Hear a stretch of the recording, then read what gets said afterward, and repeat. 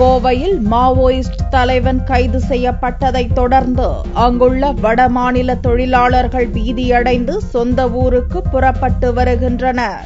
கடந்த 2010ஆம் ஆண்டு மேற்கு வங்க மாநிலத்தில் 24 போலீசாரை கொன்ற வழக்கில் தேடப்பட்டு வந்த மாவோயிஸ்ட் குழு ஒருங்கிணைப்பாளர் ஷியாம் சரண் டூடோ ஞாயிற்றுக்கிழமையன்று கோவையில் கைது செய்யப்பட்டான். இதைத் தொடர்ந்து அவனை மேல் விசாரணைக்காக மேற்கு வங்க மாநில போலீசாரிடம் திங்களன்று கோவை போலீசார் ஒப்படைத்தனர். பின்னர் ஷியாம் சரண் பலத்த போலீஸ் பாதுகாப்புடன் ரயில் மூலம் மேற்கு வங்கம் அழைத்துச் செல்லப்பட்டான்.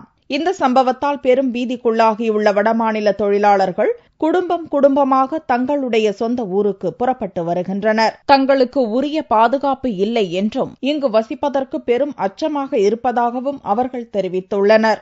ஊருக்கு போறாங்க, பீகார் ஊருக்கு எனக்கு திருஷ்டி அங்க போறாங்க, இங்க கட்டணம் வேலை செய்யறாங்க, அதுக்கு நானே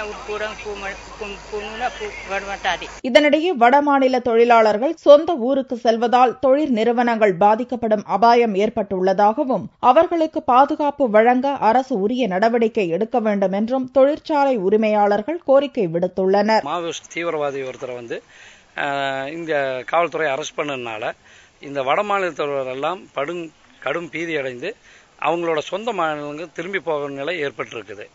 அதனால இப்போ தொழிற்சாலை ஏற்கனவே பவர் கட்டில் மிகவும் பாதிச்சுட்டு இருந்ததுனால இப்போ ஆள் பற்றாக்குறை அப்படிங்கிற ஒரு மோசமான நிலைமைக்கு தள்ளப்படுறோம். மாவோயிஸ்ட் கைது, வடமாநில தொழிலாளர்கள் சொந்த ஊருக்கு புறப்படுதல் போன்றவற்றால் கோவை மாவட்டத்தில் பரபரப்பு நீடித்து வருகிறது.